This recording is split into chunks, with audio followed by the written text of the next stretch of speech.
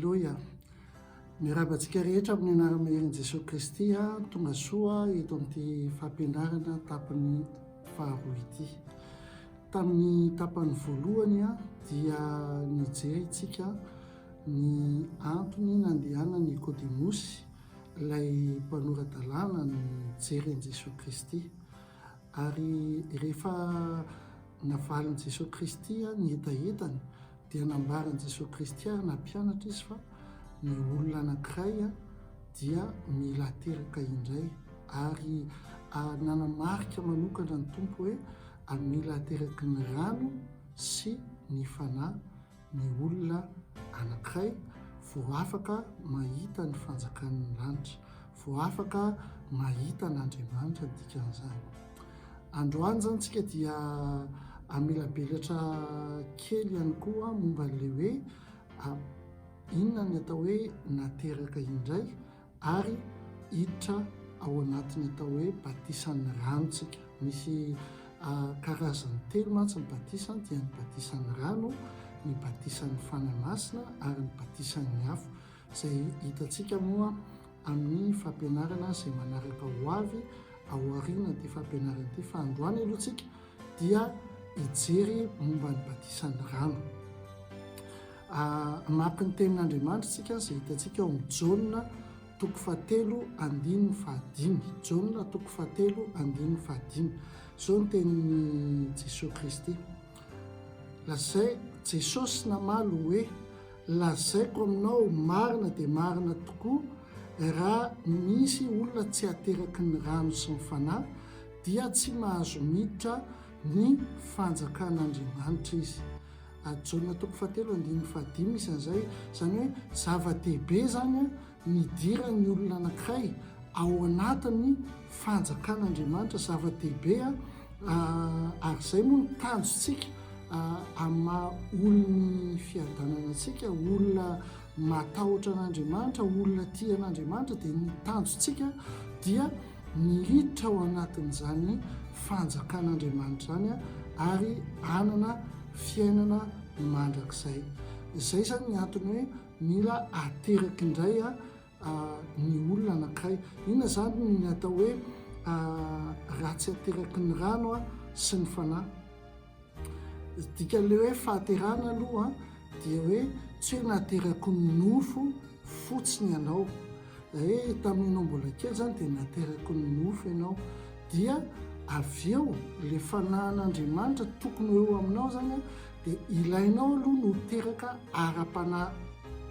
Zay ianao vao mahita ny fanjakan'Andriamanitra. Andriamanitra dia fanahy. Dikany raha mijery zany tsika hoe ny tena antony dia hoe olona ara-nofo ianao, hatreo amin'ny fotoana ahaterahanao vaovao indray ho lasa olona ara-panahy ianao. Mety misy ny fanontaniana manontany hoe fa dia ahoana moa zany ireo olona taloha izay tsy nandray batisa ireo, nahoana ny hoe ireo tsy mbola nateraky indray dia ny olona nateraky ny ray aman-dreny ara-nofo ve dia tsy ara-panahy?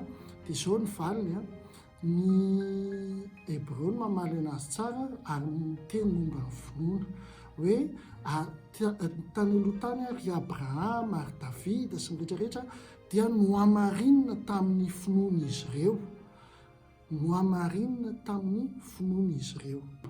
Hatreo amin'ny Jaona mpanao batisa ihany koa nohamarinina amin'ny finoana. Avy eo rehefa tonga Jesosy Kristy dia mila hamarinina amin'ny anaran'i Jesosy Kristy ny olona anankiray. Izany hoe lasa mpandova, mpiara-mandova miaraka amin'ny Jesosy Kristy ny olona anankiray nanomboka teo amin'ny nahatongavan'i Kristy. Be dia be moa ny interprétation, be dia be ny fampianarany diso tany aloha tany, izay no nahatonga Jesosy Kristy koa rehefa planin'Andriamanitra hoe izay no nahatonga Jesosy Kristy tonga nampianatra antsika ny fomba tokony atao, ny fomba firaisana miaraka amin'Andriamanitra, ny fomba fiseraserana miaraka amin'Andriamanitra, fomba hifankazarana miaraka amin'Andriamanitra, fomba fandraisana ilay tenin'Andriamanitra nampianaran'ny Kristy antsika daholo zany. Eto zany izy dia mampianatra hoe raha tsy nateraka ny fanahy zany, zany hoe nateraka ny raha tsy hoe lasa olona ara-panazana ianao dia tsy afaka miditra ao amin'ny fanjakan'ny lanitra. Ny olona tsirairay avy moa dia misy tonga eo amin'ny teboka eo amin'ny fiainany hoe be dia be ny zavatra tsapany fa tsy mety ny nataony, ary betsaka ny fahotana mety nataony ary te hiala ao anatin'izany fahotana izany izy. Ary rehefa tonga eo amin'io teboka io izy dia manapa-kevitra ny ala an'ireo fahotana ireo. Manapa-kevitra izy aloha hoe nanota hoe tena miaika izy fa nanota. Raha ohatra ka ny olona anankiray tsy miaika fa nanota dia tsy misy antony anaovany batisa zany, fa miaika izy aloha fa nanota, satria izay olona miaika fa nanota ihany no mahazo famelan-keloka. Dia miaika izy fa manota, dia rehefa miaika izy fa nanota dia mibebaka izy hoe manapa-kevitra androany fa tena hibebaka, tena tsy te hanota intsony ary zay rehefa tonga eo amin'izay teboka izay dia eo amin'izay ny batisan'ny rano no mila atao amin'ilay olona. Azavainy kely ao amin'ny asan'ny apôstôly 2:2-7 dia mametraka tsara sy mazava tsara ny laharana anaovana an'ilay izy. Vakitsika amin'ny anaran'i Jesosy Kristy. Asa ny apôstôly 2:2-7. Ary i Petera taminy mibeba, voalohany mibeba. Faharoa, areoka samy atao batisa amin'ny anaran'i Jesosy Kristy ianareo rehetra. Faharoa zany samy atao batisa amin'ny anaran'i Jesosy Kristy ianareo rehetra. Fahatelo, mba azahoana famelana ny helokareo. Zany hoe mibebaka atao batisa, mahazo famelan-keloka, dia avy eo ary ianareo andray ny fanomezana dia ny fanahy masina. Dia misy fanomezana zany dia ny fanahy masina. Fanahy masin'Andriamanitra moa zany dia fanahin'Andriamanitra, ary eo ny zavatra lehibe mihitsy hoe satria Andriamanitra dia fanahy, tsy maintsy olona ara-panazana ianao vao afaka mandray ny fanahy masina. Zany hoe olona tsy maintsy efa nibebaka dia nahazo famelan-keloka, dia bebaka nanao batisa dia nahazo famelan-keloka, dia mahazo ny fanahy masina. Hijeritsika momba ny rano, ny batisan'ny rano. Batisan'ny rano moa ao anaty baiboly dia raisina mihitsy hoe batisan'ny fibebahana, batisan'ny fibebahana. Raha vakitsika ny tenin'Andriamanitra dia i Jaona mpanao batisa no nanao batisa voalohany atao anaty baiboly. Ary ny tenin'Andriamanitra moa dia miteny hoe nanomana fiavian'i Kristy ny antony nanaovany Jaona mpanao batisa ny batisany rano, batisan'ny fibebahana zany. Matio 3:1-12 eo amin'ny tapany amin'ny teny hoe izao dia manao batisa anareo amin'ny rano ho amin'ny fibebahana. Zay ny teny Jaona, Matio 3:1-12 hoe izao izy dia manao batisa anareo amin'ny rano ho amin'ny fibebahana. Amen. Ny dikan'ny rano mantsy dia io ny fampiasan'Andriamanitra rehefa ohatra ka mandrava ny fahefan'ny fahavalo eo amin'ny fiainan'ny olona anankiray. Averiko, rehefa mandrava ny fahefan'ny fahavalo eo amin'ny fiainan'olona anankiray dia mampiasa rano Andriamanitra. Jerentsika ny ohatrany hoe tamin'ny andro safotra Noa, satria ratsy izao tontolo izao, ny ratsy izao tontolo izao dia nalefan'Andriamanitra safotra Noa. Jerentsika koa tamin'ny andron'ny Mosesy teo ny zanak'Israely, fa rano no namonoan'Andriamanitra ny fahavalo ny zanak'Israely rehetra ny fahefana. Zany hoe miaramila ny Egyptianina, tsy ny Egyptianina rehetra ny matao fa ny miaramila ny Egyptianina, zany hoe ny herin'ilay fahavalo, zany hoe le fahefan'ilay fahavalo dia ny vonoan'Andriamanitra tao ambany rano. Ary zao ny zavatra mitranga zany rehefa manao batisa ny olona anankiray dia any amin'ny tontolon'ny fanahany dia rehefa ohatra ka ao anaty rano dia maty ny fahavalony, maty ny fahefan'ny fahavalo eo amin'ny olona anankiray. Tiako fantatrao hoe ahoana moa zany no fomba anaovana an'le izy, inona ny tenin'ny baiboly ao anatin'izay zavatra izay. Voalohany, ny batisa, ny dikany atao hoe batisa dia avy amin'ny teny hoe batismo, avy amin'ny teny grika batismo, ary batismo dia avy amin'ny atao hoe batinzaina, zany hoe dikan'izany hoe atsoboka ao anaty rano, atsoboka tanteraka ao anaty rano. Ny teny hoe batisa mihitsy zany dia atsoboka ao anaty rano. Zay ny dikany. Faharoa, dikany hoe ateraka indray dia tsotra be le izy, ohatrany hoe misy zazakely dia le zazakely iny tsy maintsy ho ateraka rehefa tonga ny fotoana tokony aterahana. Dia ny zazakely anankiray rehefa any anatin'ny kibon'ny reniny any izy dia anaty rano izy, milona anaty rano ny zazakely anankiray alohan'ny aterahatra.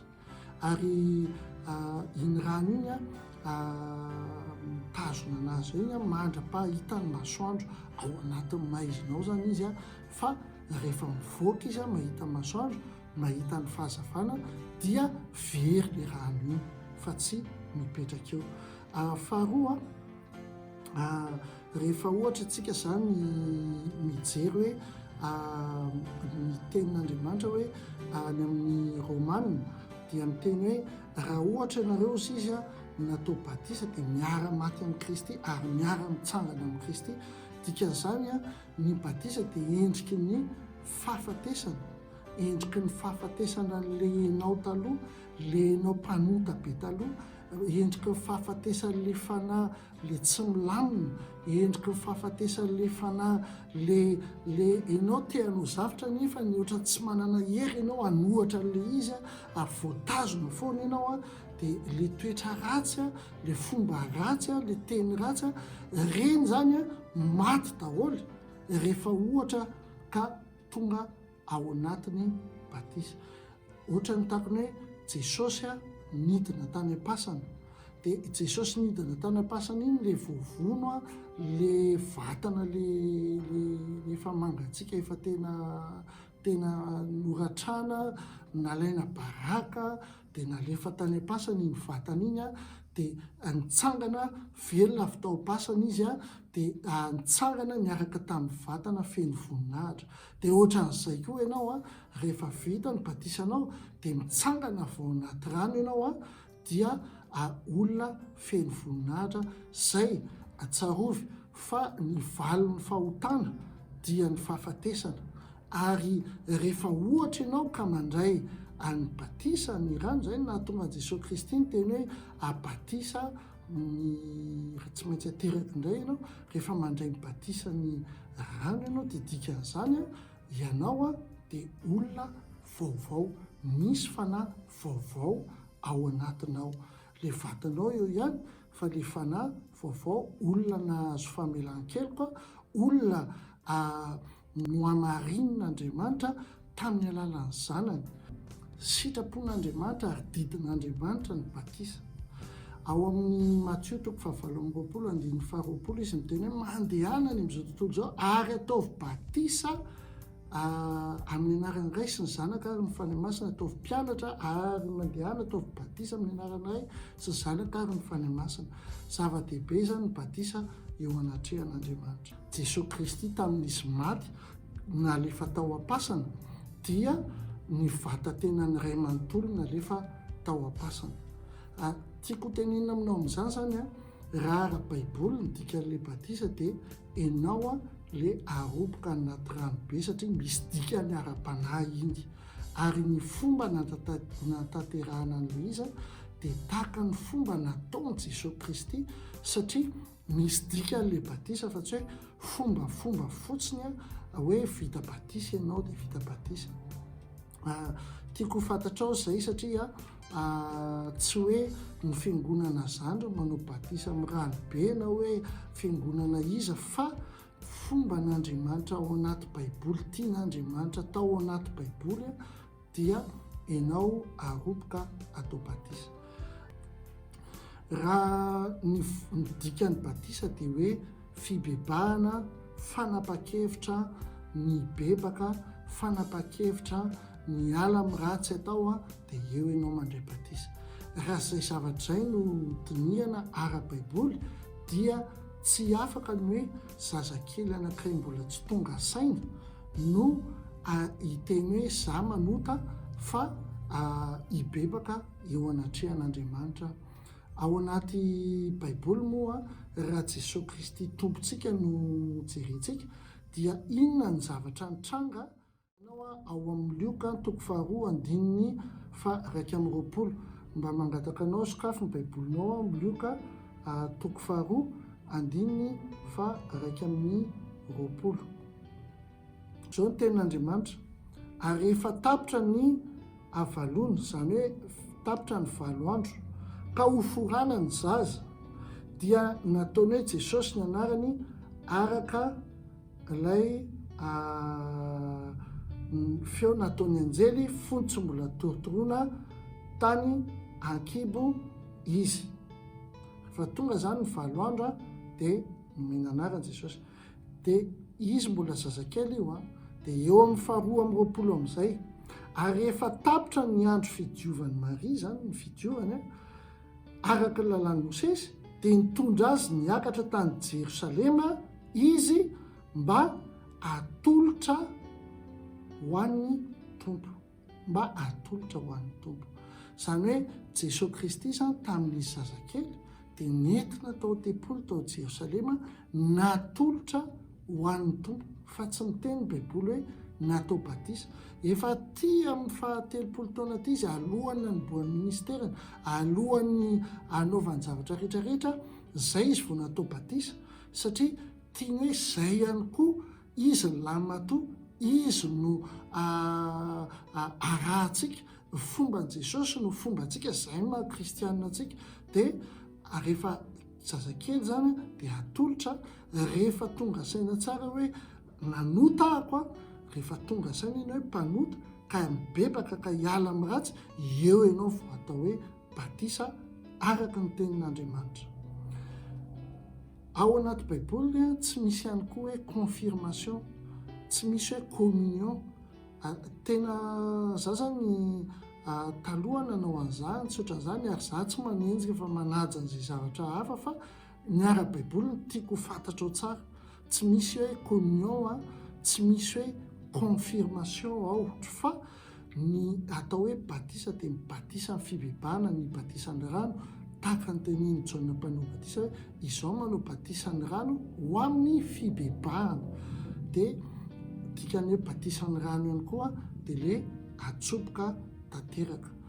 Araka ny teneniko anao, tsy lohan'i Jesosy no nalefa tany anaty fasana, fa ny vatan'i Jesosy iray manontolo. Ary mino fa matoa ianao androso amin'ny batisa, dia le batisa akasitrahan'Andriamanitra ny batisa tokony ataonao. Aleo izay tenenin'Andriamanitra no arahana, satria rehefa miteny Andriamanitra, ohatra hoe tahaka ny Kaina sy Abela manao fanatitra, dia misy ny anankiray akasitrahana, misy ny anankiray tsy akasitrahana. Le dika le batisa mihitsy no mila takatra ao, le dika teny batisa mihitsy dikany hoe miroboka, dia izay ny antony. Ka androany izay ny tapany faharoa.